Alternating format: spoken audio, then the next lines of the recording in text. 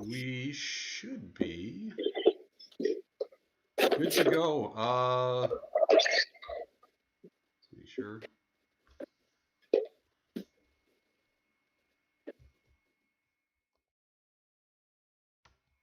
There we go. Now we got it. Now we're live. Good enough. All right, Jennifer, if you'd like to call us to order. All right, the February meeting of the Board of Commissioners for the South Whidbey Parks and Recreation District is called to order at 6:01 p.m. Okay. So our first order is the public comment. Is there anyone for public comment this evening? I do have, and it was included in your board packet, I believe. I have a letter from the pickleball club folks. So that was included in your board packet. I don't think that I really need to read through it. It's very positive about what they're doing and their continued efforts towards pickleball and all that good stuff. I will attach it to the minutes with Peggy. They are talking about their excitement about the consideration of permanent pickleball courts at the sports complex. And are urging us to think about how we can best progress with those plans. Funding is scarce. They also talk a little bit about how they might be able to explore options to raise funds and augment the effort to put them all in. So I would ask that all the board members, if you've not already done so since it was in your board packet, if you could read that, and we'll get that attached to the minutes as a public comment. One moment. Knock it off. Life insurance. I know, right? Okay. Sorry about that. Just a thought. You mind, Jennifer, can I make a comment on that? Go ahead. Go ahead, Matt. Just to me, I think it's just a natural candidate as we look at the RCO grants that will be eligible to apply for in the February, March 2022 timeframe. This overlaps with several of the RCO grant programs. So I think it's a natural candidate for a state RCO grant application to me. Okay. Yeah, I would just add that we probably need to look at that and see costs associated, how much it's going to cost us to put in, what kind of permits we're going to need. And then with any RCO grant, there's also comes along the idea of the need for cultural resources to be done in that area and all that kind of stuff. So there are some costs associated with that we're going to have to factor in, but I do agree that it is a good candidate for those programs. All right, thank you. Are there any other public comment? I see that John Bush is on. John, did you have any public comment before we move on? No, thanks very much for asking, though. Okay, just wanted to make sure because I knew you were on. All right, sorry, Jennifer, go ahead. Much appreciated, Doug. Thank you. All right, our next order of business is the approval of the minutes. Has everyone had an opportunity to review the January minutes? Are there any questions or changes that you see that need to be made? If there's no comment, I'll make a motion to approve the minutes. I'll second that motion. Okay. It has been moved and seconded to accept the January meeting minutes. All those in favor say aye. Eric, aye. Krista, aye. Josh, aye. Matt, aye. Jennifer, aye. All those opposed? The ayes have it. The motion passes and the minutes are approved. Our next order of business is the treasurer's report. Doug, are there any changes to the voucher list since it was distributed? Sorry, I was going treasurer's report first, but let me go back and I'll grab the voucher list. Sorry, I was going by the agenda. Right, no, you're right. That's a change we're going to be talking about later in the program tonight. So The only changes we had, there were a few, and I just want to make sure I'm not missing any, so I'm going all the way to the top. We had some additional parts, a pressure washer pump that Tom was reimbursed for. We had some propane for the main building in the park, the concession stand area. We had the office supplies at Office Depot. I think that might have been it. That was it. Those are the only changes.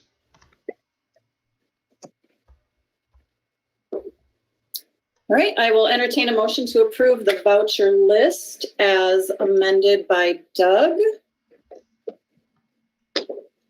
I'll make a motion to approve the vouchers for $80,701.51 from M&O and $750 from the property fund. I'll second that. All right, it has been moved and seconded that the voucher list be approved for $80,701.51 for the M&O and $750 for the property fund. All those in favor say aye. Eric, aye. Krista, aye. Josh, aye. Matt, aye. Jennifer, aye. All those opposed say no. The ayes have it and the motion passes. The voucher list is approved. Just a reminder to all commissioners, please do your email after the fact. Make a note of the numbers, $80,701.51 and $750. Follow the instructions that Peggy sent out to you. That is the way we are signing the vouchers as we are virtually here. All right. Back to the Matt, agenda. would you lead us through the summary treasurer's report, please? I will.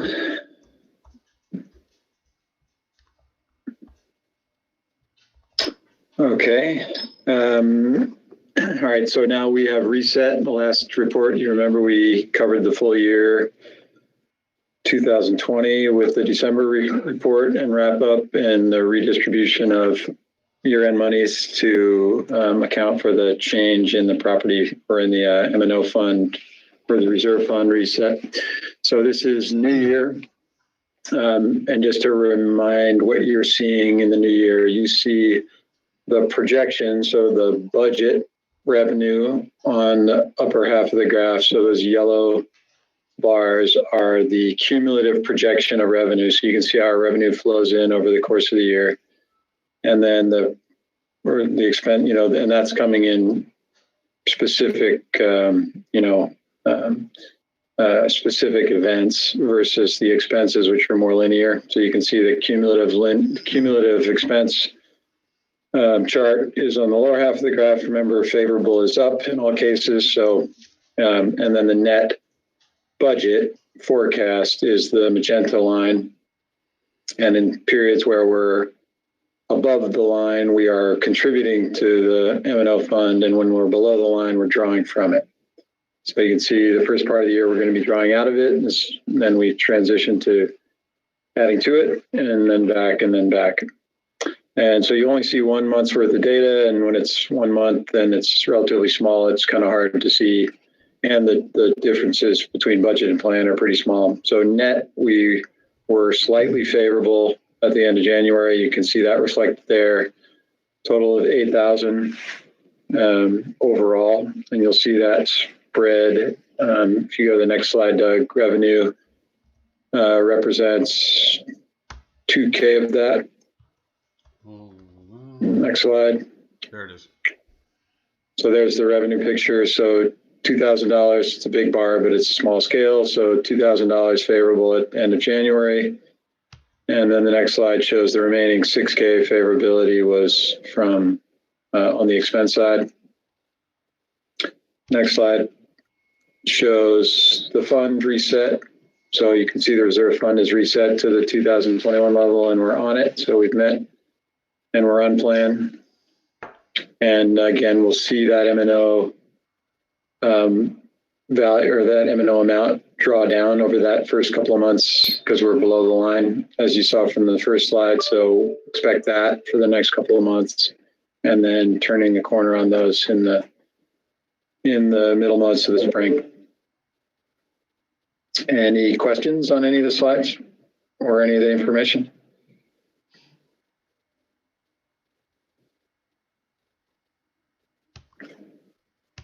Okay, thank you. Thank you, Matt.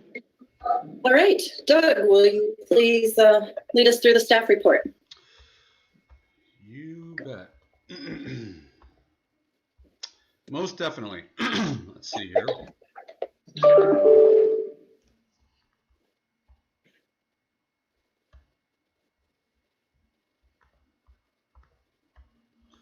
Okay, so staff report for this month.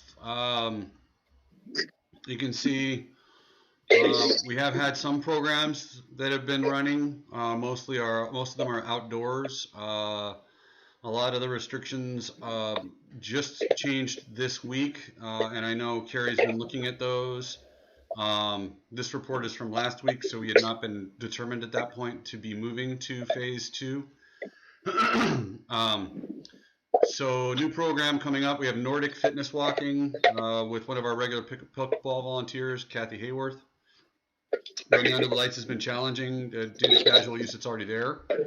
Pickleball, we're awaiting gyms or the reliable weather. The new guidelines are very challenging. The biggest challenge that we have with those is the idea that regardless of whether it's the limit to 10 or 5 or 15 in a group, it's limiting this to 2 households per group, period. So that makes it very difficult to get a program together. I know there's some guidance that has been coming out, and I expect to see it either like in my email box junk folder right now or tomorrow at some point during the day from the state, and I will hopefully have that for Carrie to share with her either tomorrow or Friday. And we can start to look at what we can do out of that. Triathlon, we're getting into challenging times now with this. Our break even is going to be around 215 participants. The biggest expenses are ones that generally don't vary much with the amount of participants. That's just having the flaggers, the officers, and the timing. That's about $7,000. Accepting registration would be a bit of a risk at this point. I think we're going to hold off and kind of play a little bit of a waiting game on accepting registration to see where things go. But at this point, we have not made a decision to cancel or to, we're just going forward regardless of whatever. We're just going to keep our eyes on it and see what we can do. We are as yet, and Carrie can correct me if I'm wrong, we have not been approved for any type of permit from the county or with the city for any of this. So this is all an exercise at this point in time to plan for it. That's correct. Yeah. Both the city and the county have confirmed that they're not accepting permit requests right now. One of the biggest challenge we're going to have is the limit of how many can be gathered awaiting a staggered start, and that's 50. The area is small, and we can't have cars lined up there waiting to go. There's just not enough space at Goss Lake, so or around Goss Lake. So it's really a challenge logistically. We're just going to keep looking at it and seeing. I think I'm hopeful that more will open and more freedom will happen as we get closer to summer, but we can't count on that. So there will come a time when Carrie and I will have to make a decision one way or the other, and hopefully we have enough information to make the right decision. But that's where we're standing at the moment there. Here's some pictures of one second. I'll take questions at the end. I think that's probably easier to do. This is the fossil and gem workshop, and then running under the lights. Facilities and grounds, been continuing on the late winter work as weather permits, continuing to clean up the storm debris as trail access is allowed, cleaning up flower beds, weeding and planting, continued to stand and seal some of the wood structures around Community Park. The flail mower was picked up at the end of last week. Tom, has that been installed, and is it ready to go?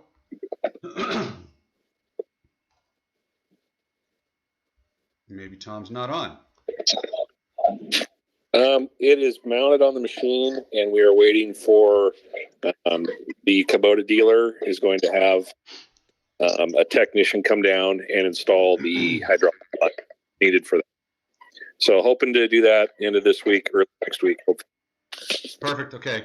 And then as weather is permitted, we've been cleaning up and dragging the baseball fields, get them ready for the upcoming season. We are still at the moment shut down on sports fields. Tom and I walked them together yesterday morning. I walked them on my own this morning. They're still completely saturated with water. There's no way that anybody could play on them without causing significant impact at this point. So we're still draining out. Hopefully, if we continue with the dry weather we had today, it'll be good in a few days. But at this point, we are still closed at the moment. We're keeping a very close eye on it. Stuff that I've been working on. Matt Kukuk from Saratoga Environmental got me the Osprey letter of determination. That was included in your board packet. It found no significant impact at all by any of our activities to the osprey nest on the school property on the pole in the middle of the sports fields.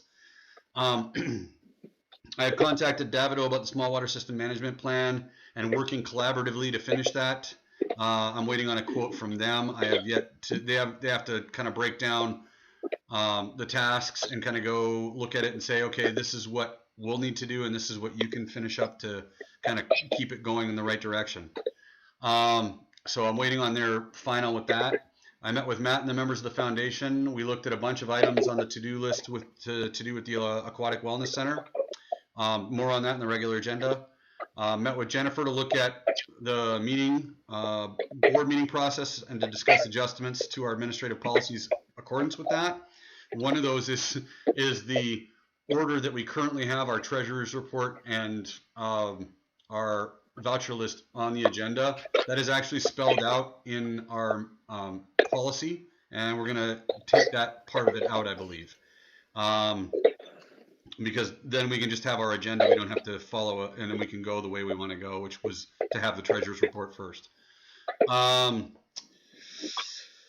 I did speak. I had meetings with all three of our legislators, Ron Mazzal, Greg Gilday, and Dave Paul, virtual meetings. A week ago tomorrow, no, 2 weeks ago tomorrow was when I had those meetings. They were good meetings, all positive. They all support the ideas that the grant programs we're asking them to support are there for. I did invite all of them via that meeting, as well as with a follow-up email, to come out for a visit when they have time to look at the Waterman property, the campground, and the planned aquatic wellness center kind of idea. More on all of that in the regular agenda. I also had a meeting with the folks, some of the folks from the Whidbey Watershed Stewards. We discussed some possible interpretive signage at Trustline Trails. This is something that could work really well as a partnership and a collaboration with them.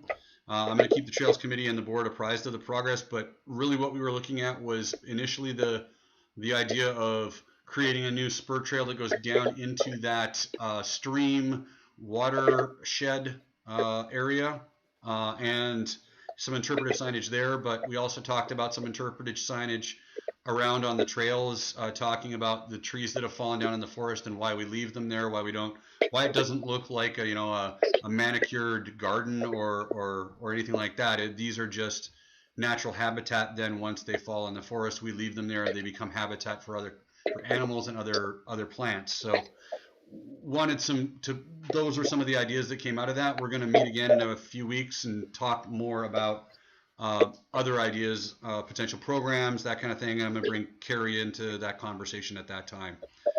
Upcoming events, we have this meeting and then we have our next month's meeting. At this point, there's no specific special events planned going forward right now. Any questions? I know there's at least one.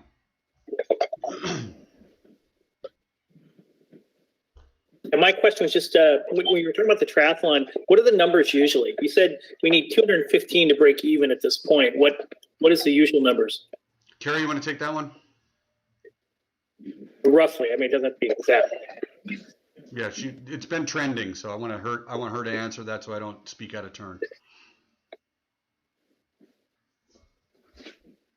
Hi, sorry, just a second. I'm opening my spreadsheet. The other question I had was the RCO. I'm not familiar with that grant process in regards to the pickleball courts. What a little bit of clarity on, like, is there a percentage of the cost? Is it cover all of it? Is it applicable for multiple, type? Right. So RCO grants are in general require a 50% match. What you can do is you can take two grants and pit them one against the other and say, okay, I'm going to use, like we did for the Waterman purchase, we used the Land and Water Conservation Fund and the WWRP local parks, and that was 45% and 45%. And with any grant, you have to have 10% minimum local match for our area. Thank you. That's what I need to know. Got it. Yeah, so that's kind of what we did there. With the pickleball courts, I think it would be a significantly lower dollar tag. So what I would look at doing is getting like the 50% local match and going after 50% then, because that then speaks a lot and gives your grant more power. In evaluating all the grants, when we saw somebody coming in with, hey, the locals have already fundraised half this money, we've got it in hand ready to go. The total cost of the project is only, we saw some projects come in that were like, $30,000, and I literally looked at people after their technical review and said, can we just write them the check now, because they've already got their match lined up. They're not an affluent community. Literally their city manager or their mayor was presenting. So the more we can have that kind of money on hand, the more shovel ready we are to put shovels in the ground and go, the more likely we are to succeed. And I think we've got a good group with the pickleball courts backing this. We just need to get those numbers nailed down, like what truly will this cost to do, and then get the funds raised to match that. And even if we only get 25% and you can go to them for 50 and we go, okay, where are we going to find the other 25? Well, then we figure that out. But, we've got a commitment of 25%. We're going to get 25% more. So. Thanks. Yeah, that really helps a lot. I was trying to envision how that would play out with the group that's, trying to fundraise or come up with some of that. Sure. What percentage? Carrie, did you find those numbers? Yeah, to your other question about typical turnout for the triathlon. So last year was a bust, of course. 2019 was 321 participants. And these are registered, they don't all show, but the prior year was 308. The year before that was 260. And the year before that was 220. Do you cap it at a certain number? I believe it's 275 bicycles. So that's a play between individuals and relays. Got it. Okay. Thanks, Kurt. Yep. Welcome. Any other questions on the director's or the staff report? Yeah, just a question for Carrie on the permit thing. So there are some events that are going. There's one notable because I've been spammed about it. Sporting events. There's a trail run, trail race at Fort Eby this weekend, and they've been accepting registration. They've got a COVID policy of a individual start for separation, but they obviously got permitted for that. Did they get a permit like while the window was open and now it's closed again or something? No, I think because they are not out on the roads, they've probably just gone around the issue. So the reason we're having to get those permits is because we're interacting with public works. So, and, out on the roads. Same with Langley. What we apply for there is actually a parade permit. So I think they've just kind of been able to skirt around the issue, which. Got it. That makes sense. Okay. Yeah, I'll just say, this particular issue came up just in when I was reviewing the notes or the agenda for the meeting, and we talked and I looked into kind of what's happening around the U.S. There are some major events that are actually moving forward now, like full scale, large events. So, I think the tide is turned. And to your question, Eric, my guess is that there's a bunch of kind of, you might call pent up demand. My guess is that there's going to, if everything lined up and we got the permits and we opened up registration, my guess is that we would push that maximum limit without too much difficulty. Just to comment on that, I'm going to sound like a downer. That's what I keep thinking, is that people are going to rush out and embrace the things that they can do. And in actuality, people are not signing up for things even the things that they can do. And like, I was just looking at the Little League's Facebook announcements, and they have hardly anybody signing up for Little League. So they're talking about not even having enough to have teams. So part of me thinks, yeah, everybody's going to be so excited and ready to do these great activities, return to normal to a degree. But in actuality, I don't know whether people are nervous about going out or they're out of habits of interacting. Anyways, It would be a good experiment, right? Yeah. I mean, our net, to me, our net is cast, obviously wider than something like Little League. We got people coming from all over. So you got a bigger pool to draw 275 bikes from. Right. And we do turn people away normally, so. Yeah. Okay, any other questions for the staff report? All right, the next order of business is unfinished business. We'll start with the comprehensive plan. Okay. And campground. All right, so on the campground, I did receive that letter of determination from Saratoga Environmental. It's been forwarded to the county. The critical areas staff has approved it and forwarded it on. I have to write up a conversation I had with county health on the spigots and gravel below them for drainage and garbage cans positioned for food scrap waste. That, I think, should satisfy the plan requirements for the campground. And as I said, I'm still waiting on that small water system management plan quote from Davido. I will be following up on that with them tomorrow. Waterman property update. I have submitted the bill for the appraisal, the review appraisal, and the cultural resources survey. That has been approved. And I think we even got the check for that today, didn't we, Peggy? Yes. Nice. So that's another, $19,000 that came back into that chest to go back to the grant once we, the bond issue, once we finish up everything and dot all the I's and cross all the T's, which I need to get with Allison on either later this week or early next week. And then the last thing is the aquatic facility update. Matt and I had a really good meeting with the foundation. I'm going to update you on a few things, and I'll turn it over to Matt, and he can give you anything I forget. We talked a lot about next steps, feasibility study-wise. What do we need to kind of look at? They have contracted with a group that Matt can delve into a little bit more.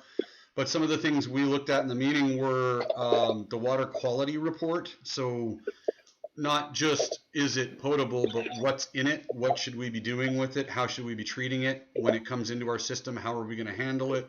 What needs to be done to it to have it be good swimming pool water, good shower water? How do we need to handle that? So we've looked back at old water quality reports. I've also reached out to Department of Drinking Water who had those reports.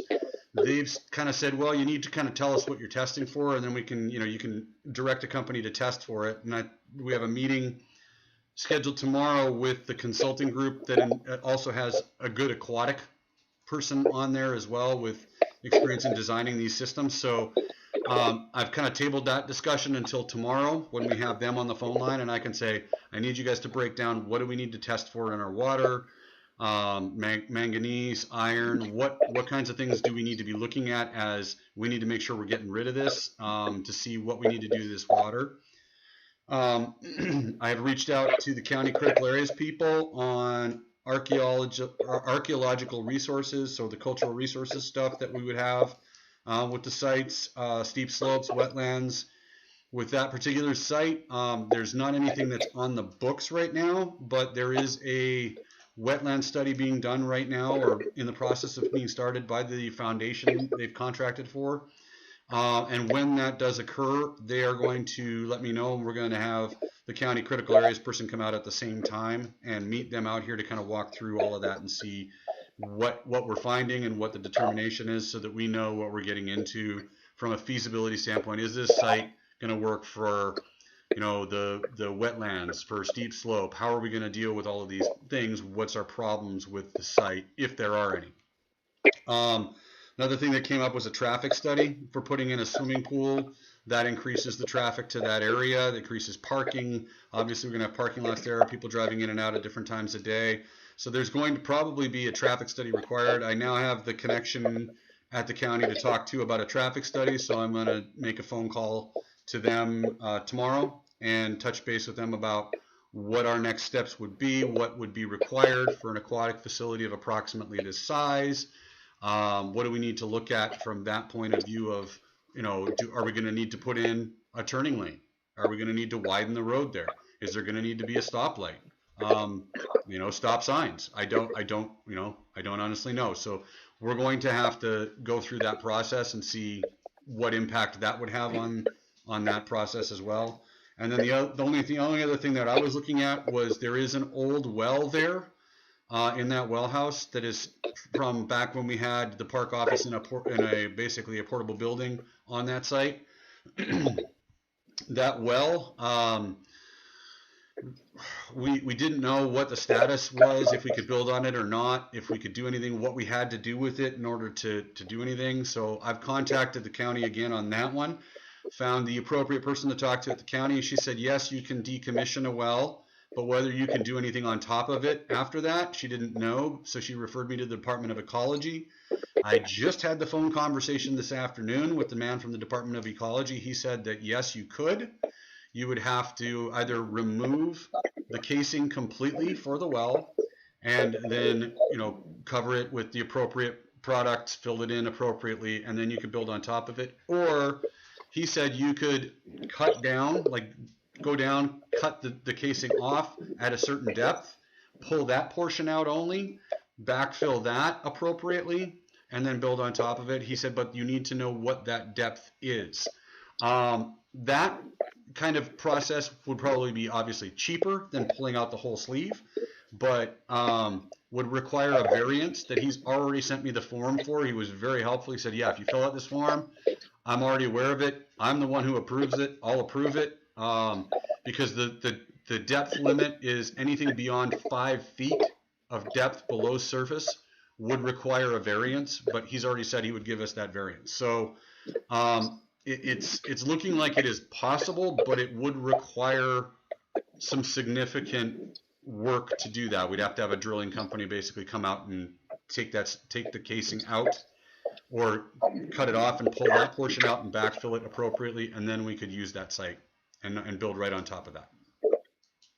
So that's what I was working on. Matt, you want to cover everything else? Can I, before you go, Matt, Doug, on your water testing, please make sure that you have them check the arsenic levels. Okay. The south end of the island has unusually high levels that need to be treated for, especially the closer you get down the Maxwelton Valley, or actually that side of the Maxwelton Valley down into Sandy Point. So that'll be a consideration. I'll make a note to let them know for our meeting tomorrow, or when I add that to my list. Thank you. Okay, thanks. Go ahead, Matt. Yeah, and just to that specific point, the studies that we have, we do it's an annual, is that right, Doug or Tom, the annual survey of the tank that we just got? It had been 4 years since we had it cleaned the last time. We're not going to let it go that long again. If you guys are interested in our water quality, I've got a really great CD that you could look and see what's in the tank. It's pretty gross.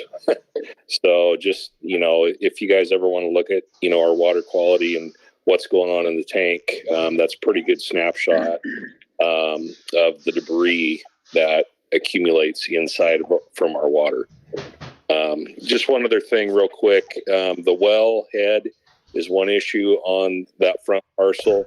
There's also going to be septic tanks and a drain field that is going to be need to be removed at some point, and I don't know where those are. I've got an idea, but if there's going to be any future development on that front portion, there are going to be septic tanks that we're going to have to locate and remove.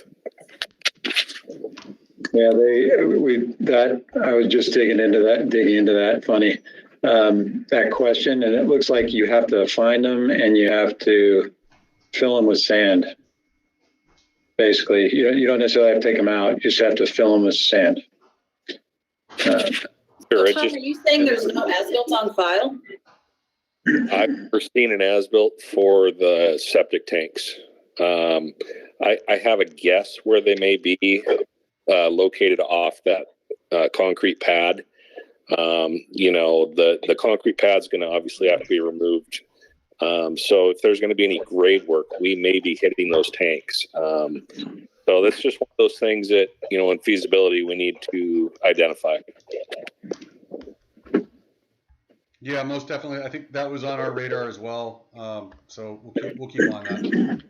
Yeah, and I think, and tell me if anybody else has a different experience. From what the state and county regulations say, as far as the drain field, you just grade over it. It's the tank you got to find and either fill or take it out.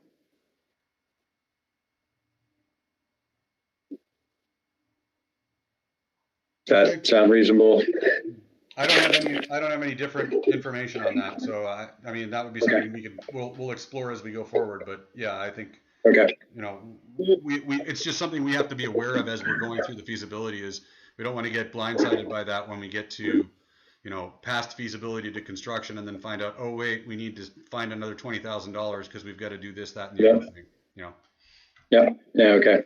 I'll just mention couple of quick things. One, as Doug said, so the formal feasibility study, the foundation has funded that. It's at a cost of, it's going to be roughly $36,000. So, we should recognize the foundation for that. I mean, that's a massive amount of money for a contribution to one of our comprehensive plan programs. So Marty Zimmerman, as the president of the foundation, led that effort to raise that money. So that process happens starting tomorrow. It'll be me and Doug, and a couple members of the foundation in that meeting, kicking off with the consultants. And in their timeline, there's going to be two things that we'll see relatively quickly. They're going to kick things off with a community needs assessment survey. So we did the survey last year to rank the comprehensive plan programs. So we have that data. They're going to do a more targeted, specific survey. So we'll be supporting that by emailing it out to our mailing list and putting it on the Facebook page and trying to get it out to as many people as possible to get that survey input. And then, and Doug's going to have a chance to comment on that, and we'll adjust it. And they're looking for our feedback on that. And then once those results are compiled and rolled into the plan, there's going to be a set of 3 community meetings, probably 2.5 months from now, or after the survey results are collected.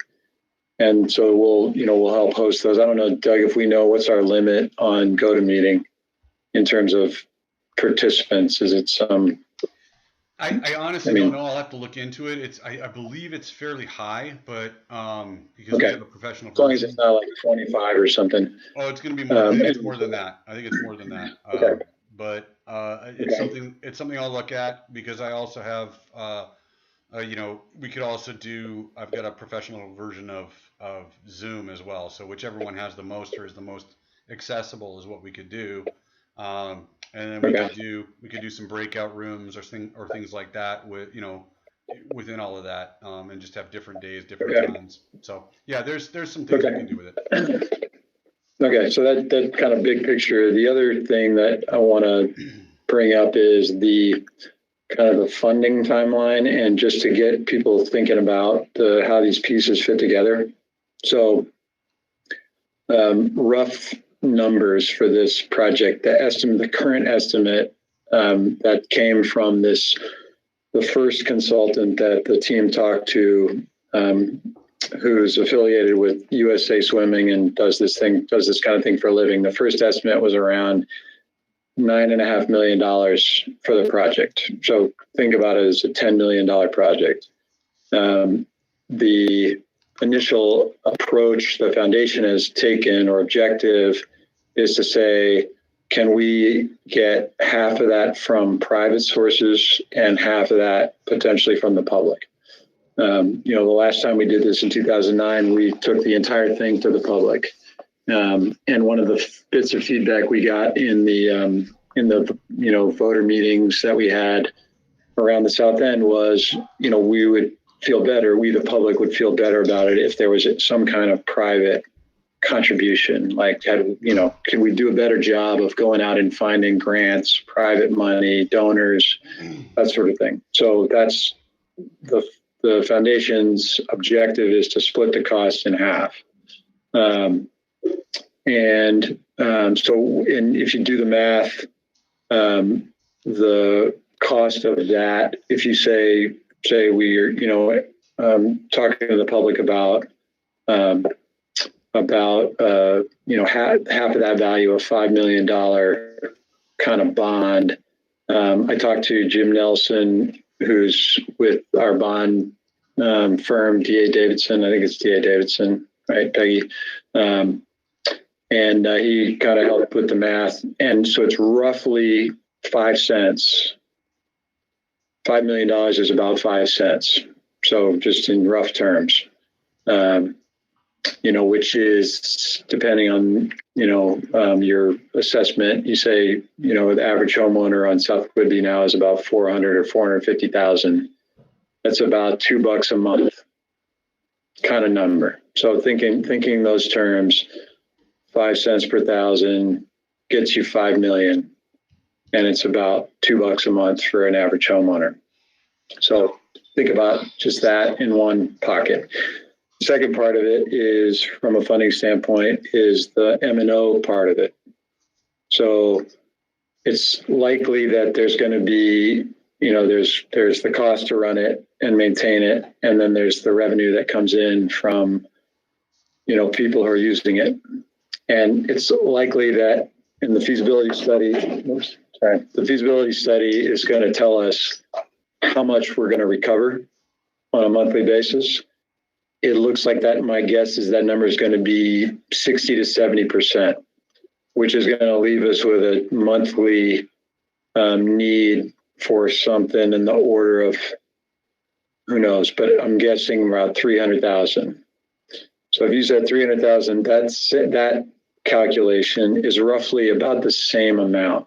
So to run it and maintain it, my guess, and this is just a guess and the feasibility will tell us, is going to be probably another 5 cents per thousand. So, and that would be as part of our M&O levy. So when you think about the timing of our M&O levy, Peggy confirmed this, our current levy at 20 cents goes through 2022. So we would be putting this on the ballot. A year from now, we're going to be on the ballot with an update to our levy. So, again, and we're at 20 cents. So at that time, we're certainly not going to have an aquatic facility yet. So to go to the public and say, we need to raise the levy to account for the aquatic center, there isn't going to be an aquatic center at that time. So we got to think about how we want to do that and how we're going to approach the public. We can go for something as short as a 2-year levy and tell the public, hey, we're not ready to come to you with this increased M&O because there's no facility yet. And then we're going to come to you in 2 years and we're going to ask for this additional money. So we got that, just keep that in mind, the timing of all this. So it's and the rough kind of numbers.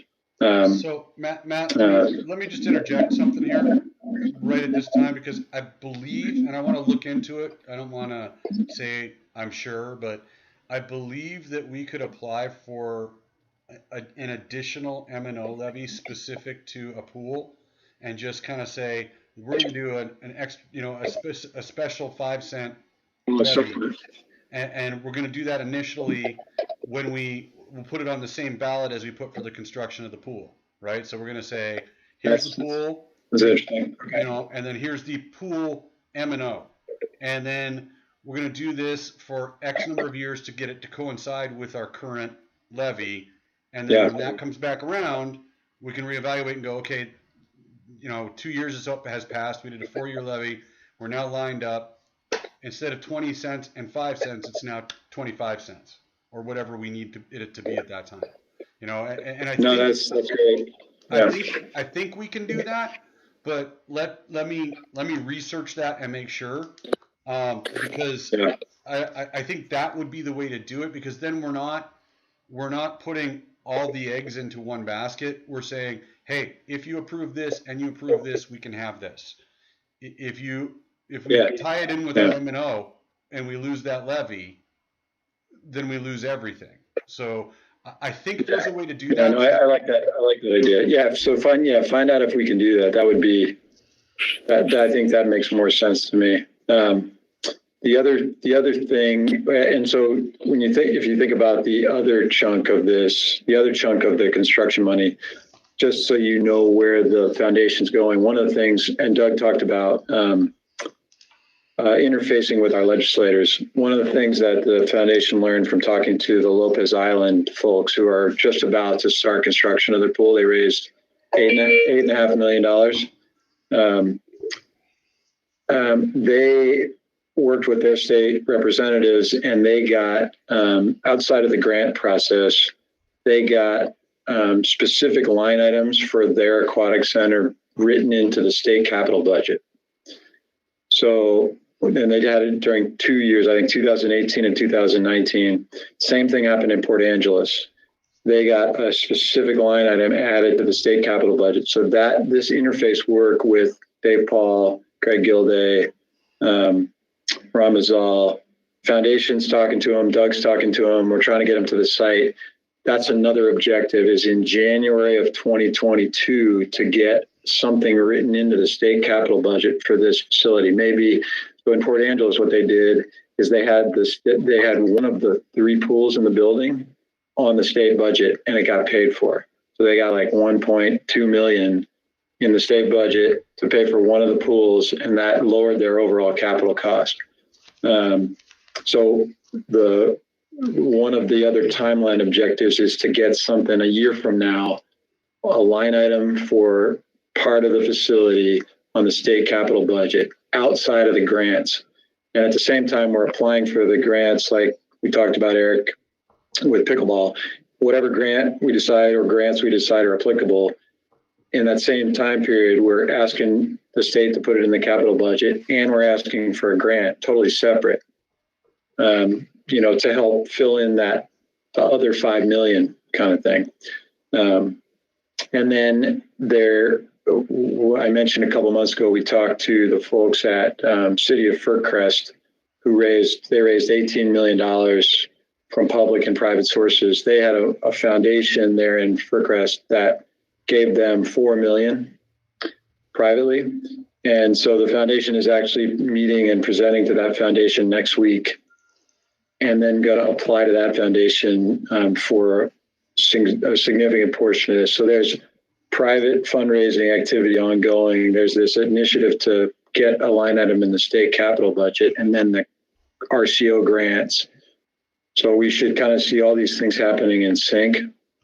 And then we got to think about, just keep in the back of your mind, this idea of a publicly voted bond, and then the M&O impact. So the feasibility will help sharpen the pencil and figure out exactly if these numbers are close or right or wrong, and fix them and update them. But just keep it in your head. And Doug, if you can get that question answered. The last thing I'll say is, the other question we need to answer with all of these things that we could potentially put on the ballot is the timing of it. The budget cycle, or the annual cycle, has four election dates: February, April, August, and November. And so what we're talking about is potentially, in as early as 2022 for sure, the levy, but potentially as early as 2022. So Doug, if you can figure out, I don't know if it's already published or they've already decided, but we got to keep tabs on who else is going to be on which ones of those ballots, like when's the schools, what's the school district doing, fire district, port, and then decide, do we want to be on the same ballot as those guys, or do we want to try to be on different ballots from those guys? One of the other considerations is when you're off the November ballot, you not only have to have your supermajority, but you have to meet a threshold of 40% of the most recent general election has to participate in the election. If you don't meet that number, it doesn't matter if you pass or not. And so right now we're in a bad year for that because the election turnout was so high for the presidential election in November 2020. So that'll reset in November 2021. And so in February or April or August or November of 2022, we have to meet 40% of a much smaller voting population. So 2022 is a much better year to be doing any of this than 2021 would be. So anyway, just keep all that in mind, and we'll keep talking about it as the feasibility proceeds. But I just want to just set those things out there so you guys can start thinking about it. We can, formulate questions we want to ask. We can start talking to members of the public, and just so we, like I said, we know get our arms around what we're talking about. And then Doug's I think got a great line on the things specific to the site. The well, the water, the septic, the wetland, all those things are going to be important, but it looks like there's a line of sight to get past all those things with our particular site that's been nominally selected. It looks like all those things should end up being feasible. So that's a good sign. We don't have to go out and find another piece of property. We don't need to acquire something, come up with another $300,000, $400,000 to buy 5 acres somewhere. So anyway, I appreciate the work, Doug, on jumping on those things. The water quality is a good example. You asked that question. Our last survey that we can find is from 1990. Jen, to your point about arsenic, and in 1990, just looking at it, our arsenic level in 1990 was 0.005 milligrams per liter, and the state reporting limit at that time was 0.02. So we were well below, an order of magnitude below the state limit at that time. But we need an update because, one, we don't know what it is for, this is 30 years old. We don't know the current number, and the state limit may have changed. I don't know if 0.02 milligrams per liter is still the limit or if it's gotten tighter. So arsenic at that time was well below the limit, but that certainly may have changed. Sorry, that's it. Yeah. I've got something real quick. Just historically, I hired in back in '98, and we shortly thereafter ran the first pool levy. And if memory serves, I believe that we put on a construction bond and an M&O bond concurrently. And back then, if one failed, that was going to kill the project because we just didn't have the money to run it, or we didn't have the money to build it. So that was, I believe, 98 when that first one was run. Another thing, I'd like to be included in in all these feasibility workshops with, moving forward with water quality, wetlands, stuff like that. I think just my institutional knowledge, I've got answers to a lot of questions that they're probably going to end up asking. So if I could be included on those, that'd be great. Yeah, and I think so. Yeah, so what we try to do is build a little table to get all of those requirements on one sheet of paper. And I think now, we should just, in a small group, just kind of work through those things. And if we, sounds like we can either have answered or can answer a bunch of those things quickly, and then at least build a plan to get at the other ones. So and Doug's got it and has been working on some of those issues. So I think, that's a great next step, is to just drill in on all those things. Okay, any questions? Thank you, Matt. That was incredibly comprehensive. Any questions? All right, we'll move on to our next order of business, which is new business. Okay, so last month, everybody remembers we named the trails at Trustland. The naming convention, at our January meeting, we named the trails, but we used the naming convention as indicated on the proposal was approved. The one thing we didn't approve was the name that we had talked about, the switchback trail, for the new switchback trail that we're going to construct. So that means we have to come back and we have to do it again. We have to just approve the name switchback trail, and that's the only thing on that's what this is all about. Housekeeping.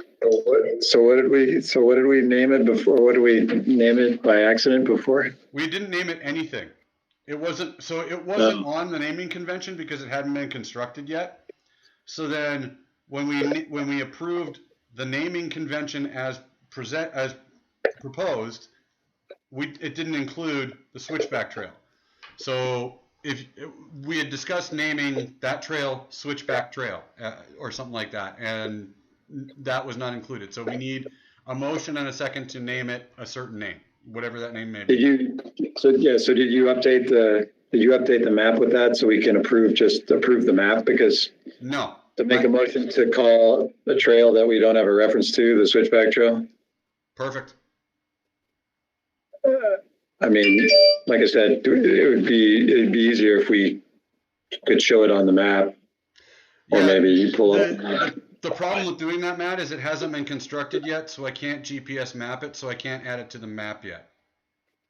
Oh, this is just the switchback we talked about at the last meeting? Exactly. Oh. So all I need is somebody to make a motion to approve naming the yet to be constructed trail Switchback Trail. Okay, I'll make a motion to name the Trustland Trails yet to be constructed trail the Switchback Trail. I will second that extremely creative trail naming. All right, it has been moved and seconded that we will name the Trustland Trail yet to be constructed trail the Switchback Trail.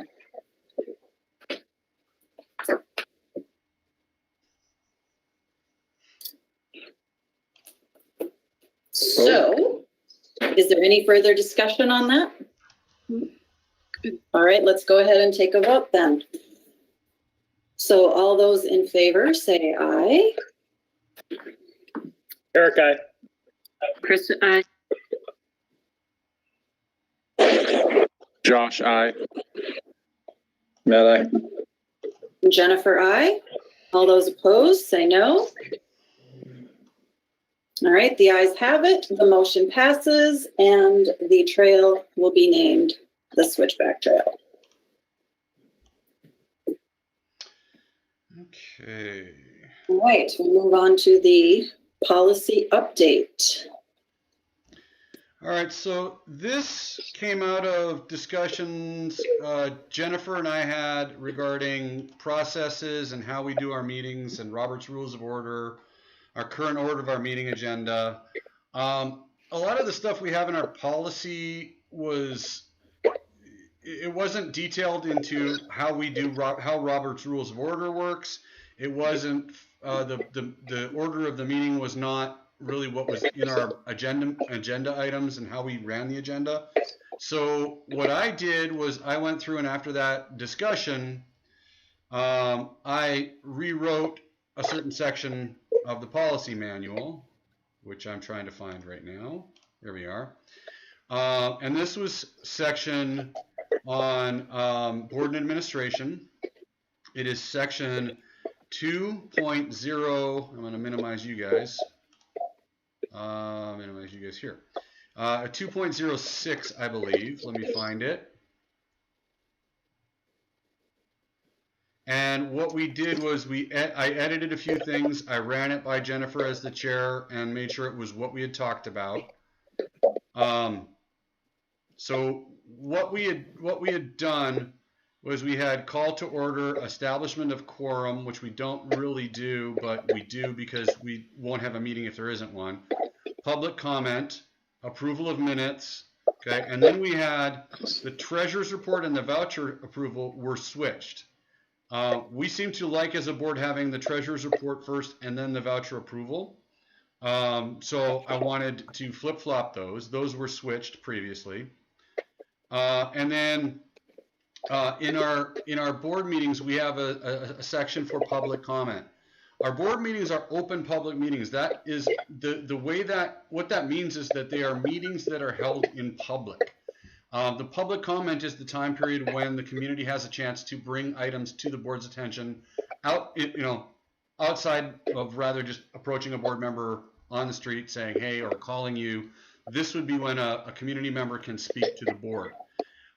So what I've done is kind of added in language here that this is how public comment should run and how our board meeting should run based on Robert's rules.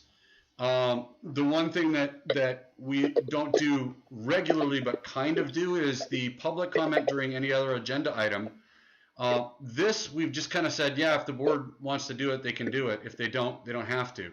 Well, formally, the board, if they want to hear from someone in the community who wants to make a comment on a specific agenda item, the board should vote to suspend Robert's rules and allow that comment.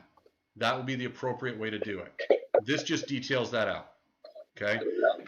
It also details a 5-minute time period per individual. That's a significant amount of time. I've tried to do a speech for 5 minutes.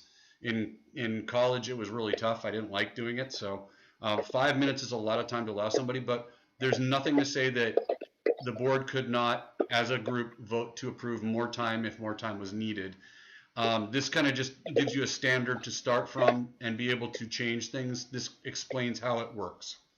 I also updated for expediency, and in our discussions we talked about making the meetings a little more flowing forward and not repeating things and going over things. So I kind of fleshed out the discussion section. Just kind of talking about efficiency, allowing each commissioner to talk before one commissioner speaks twice, and then having everybody speak once and then having a discussion afterwards as needed. The rest of it is pretty much nothing has changed other than the numbering, because we've added in the discussion.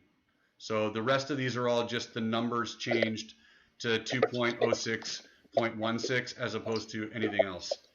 And if you want, I can go up here, I think, and go to a different view. And it should show the full markup. So you can see what it was and what it was changed to. And just order was changed, and the items that were added in. And I'm happy to answer any questions anyone may have on all of this.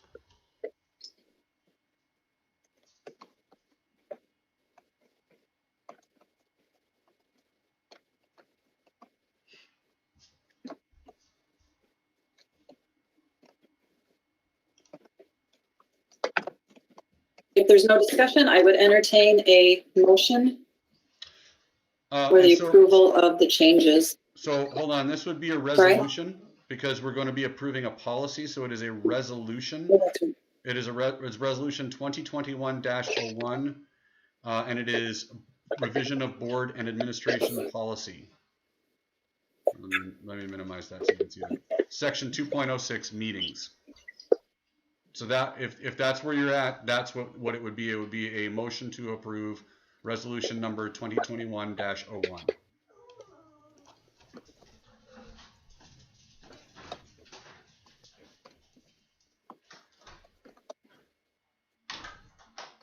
Okay, is anyone wanting to make a motion?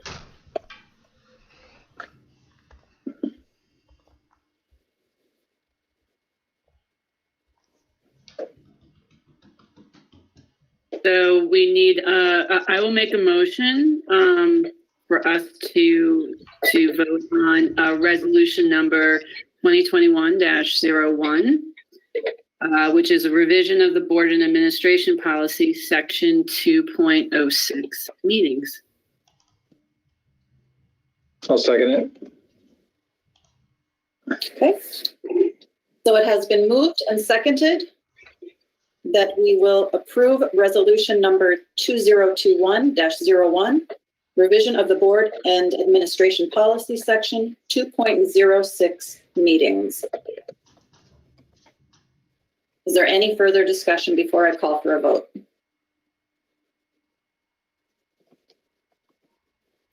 All right, all those in favor say aye. Eric, aye. Krista, aye. Josh, aye. Aye. Jennifer, aye. All those opposed say no. The ayes have it. The resolution passes, and the revision of the board and administration policy section 2.06 meetings is passed. All right, that concludes new business. I got a couple of alibis after Krista. Yeah, just kind of a mixed bag of stuff. So because that's a resolution, do we all need to sign it, or do I need to sign it as secretary, or? Yes, I will be in the office tomorrow in the afternoon, at least, if not all day. I do have at least one call in the morning. I know that I'm going to be on with Matt with the pool stuff, but I will print that up as soon as I get there. I should be there by the latest after lunch, and can have it available for signing. With the resolution, I'll just date it, and whenever you can get in and sign it, it's fine. It doesn't need to be on file anywhere but in our office, but we should have that on file signed. So if you guys can stop by either tomorrow or Friday, that would be great. Just give me a shout and let me know when, and we'll get that squared away. And then a question, did you and Eric wind up meeting up with Derek and doing a lake tour? I'm so sorry. Yes, we did. We toured all the sites. Everything's looking good. We have.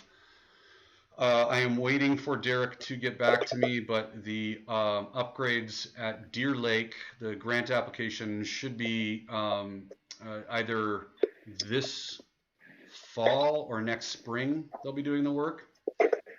Which would be a new launch float beside it, some improvements to the land areas to kind of get it better set up and all that kind of stuff. I've asked him to share with me the latest updated plans, and once I have those, I will share those with the board so that we can all see what's potentially going to be down there, and then bring that hopefully to our community.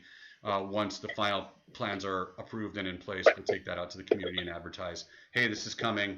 But he was encouraged at that. We did talk about a bunch of the different things at the different sites. Eric was there through Lone Lake. We went Deer Lake, Lone Lake, Goss Lake. Then Eric had to take off. Tom and I went with Derek to Goss Lake as well. We talked about potential trees to be taken out, prep before the season, all sorts of other stuff. I think we all left there feeling pretty good about where we're headed with the lakes. So. You know, their budget might be a little tight. You asked about them restocking and doing more since more people are out. They really don't have a budget for that, and they're not planning on doing anything else, but he was going to check with the fish portion, because that's not him, to see what restocking was going to happen on the lakes this year and let us know. Okay. Okay, great. Thank you. And I hope you thanked him for that bunch of gravel at Goss Lake. That's great. That was it. And just a big thank you to Matt and to the foundation. The movement on an aquatic center is fantastic. And as soon as I start seeing stuff about the community, getting the community to comment, I will be getting that out as far and as wide as I possibly can. So thank you very much. Yeah, and that's something that once we get, a little further down the road, I think what we might want to do is have, for all our commissioners, a social media kind of sharing training. Like, sharing is caring. Liking is okay, but sharing is caring, because sharing is what you need to do to get that information out there. if you are on social media and you can do that, that really helps spread the word wider. Anything that you see on our Facebook page and such, share it if you like it, get it out there to the community. That really helps get the word out. It's that word of mouth advertising gone, wild is what it is. So it's really huge to have that happen. I know Krista and Jennifer, I've seen you guys do that. Matt, I don't even know if you're on social media. And Eric and Josh, I don't know if you're on social media either. So that is something that if you are on social media, if you get our Facebook page, please share what we put up there. It really helps us. I would also say that that was really Facebook.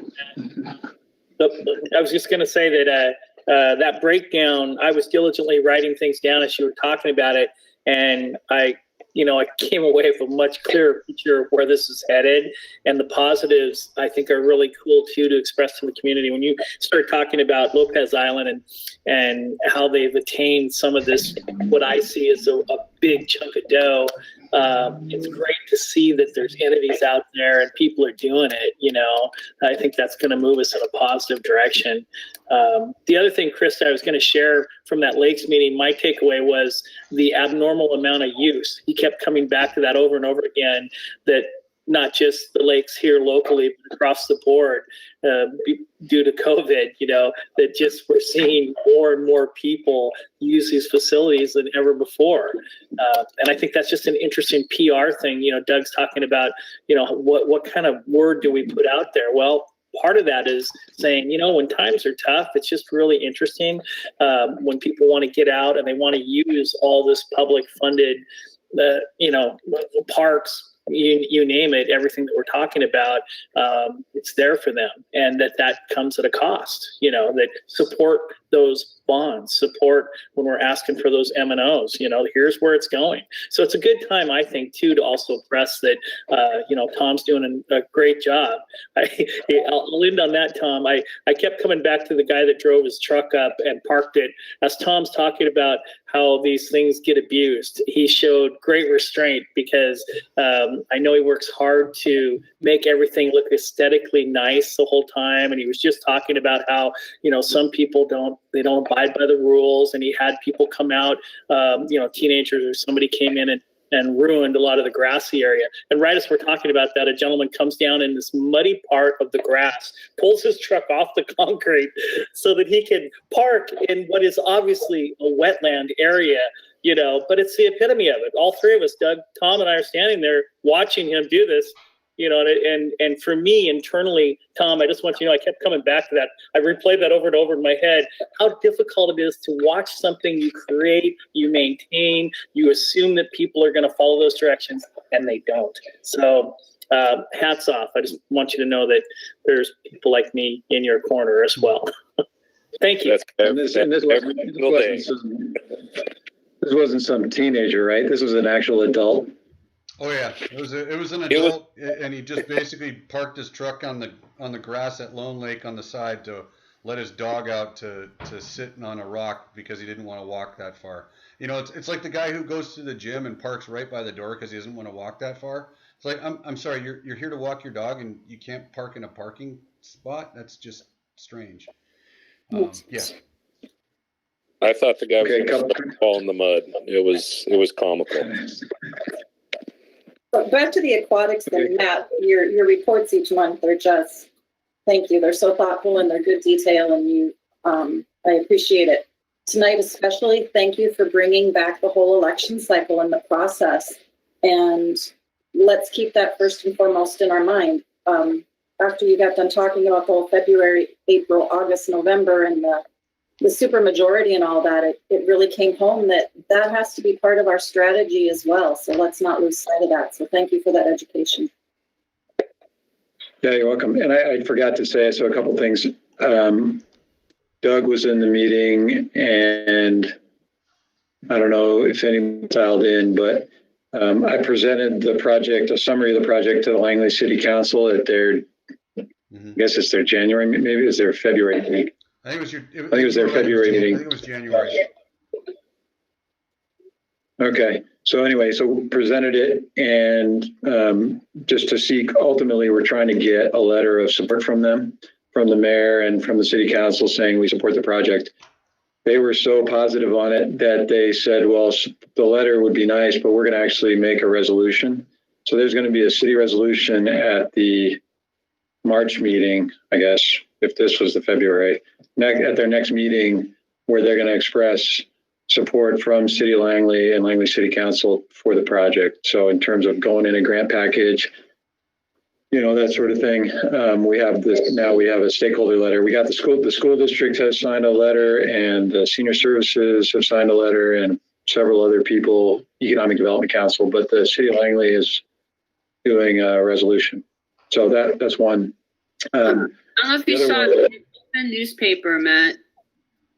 Yeah. I did. I've been trying to figure out which newspaper is coming out, either the Whitby News Times or the Record or both. All one and the same And now. that was during one time when it was the Whitby News Times.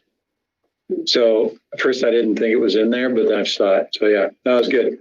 And then second thing is question for Tom, totally random. The rerouting of the trail that we approved in the park last meeting to go from the access road behind or access trail behind the park office over to Switchback. Yeah. And we call that one Switchback too, right? Or is that Shortcut? Yeah. Yeah, that's the original Switchback trail in the one that comes down the hill from Westling Loop down to. Yes. Waterman. It's Waterman at that point, isn't it? Anyway. I see Tom's green. Yeah, that's water. Down here where it's. Yeah, can you hear me? Okay, well, while Tom's still coming off mute, what I saw during the last 2 weeks is we were going to come into that trail up on top or higher up on it. And because the wet area was just to the west of that, but during this last couple of weeks, it's been wet at that intersection of Shortcut and the lower trail. Yeah, I think we're going to So my only question was, are we going to keep going and go around that? Like that last little tree at the bottom of that hill now, and not just go into the shortcut or the switchback trail? Yeah, there's a large fir tree right there. I think we're going to go on the uphill side of the fir tree. Okay. If Tom can't hear it, maybe you and Tom can talk about it. Like I said, we were just going to go to shortcut or switchback and then come down the hill and keep going on the lower loop, except now that corner is flooded too. Yeah. Which I'd never seen before in my life. Matt, that corner was flooded.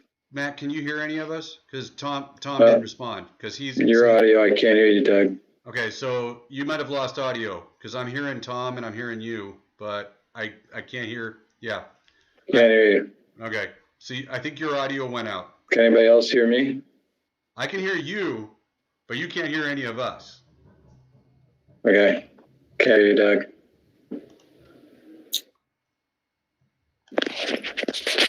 Yeah, we're definitely going to look with this snow melt. Can you speak so I can tell if your audio is okay?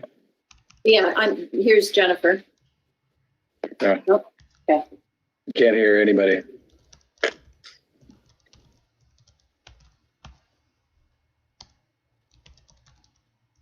So I think, Doug, are you typing to him right now? Okay.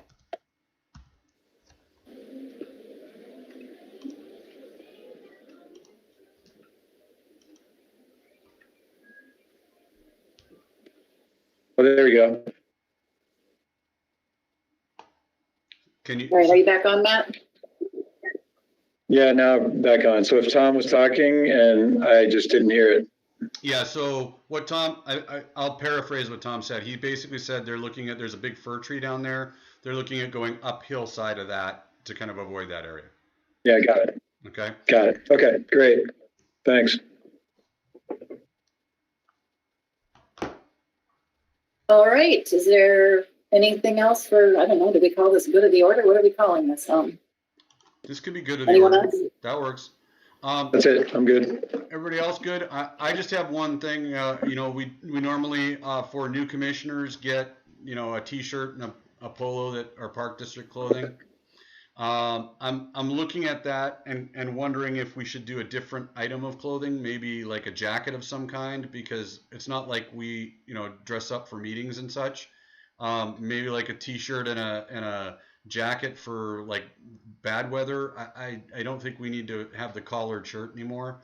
That's just my opinion, but I've got a catalog from our local entity and I'm going to start looking through it, but it's also a budgetary question too, because we have 5 commissioners. So I have to look at what we can afford to do. And I think we only have a $500 line item for uniforms this year. So maybe what we do is just as we get new commissioners, we're going to do a jacket this year, or we'll just do a t-shirt this year and a jacket next year or something like that. But if each of you want to get with me really quick and we can kind of look at some items and some options and put together a plan, and I'll put together like a recommendation and we can go through and the board can tell me, yeah, I like this, or no, I won't wear it. So, we're not wasting the money on something that you guys won't use. Sound good? So are you suggesting that when we come by to sign the resolution that you might have something available for us to look at, or we could talk with you about it then? Yes, I am. That is a great suggestion that I just made there. Did you catch that? Giving you all the credit there, Doug. Thanks. I appreciate it. I take all the credit I can get. So yes, when you come by, I do have a catalog. What was that? I said I would like a blazer and a sport cut if available. Something, maybe a blue. I don't know. You don't want a green for the Masters? All right. That's all I have. I thank you all. All right. So let's wrap this up. So this is, we're adjourning our board meeting at 19:22. Perfect. Thank you all. You guys. Take care, Thank you. guys. See you, everyone.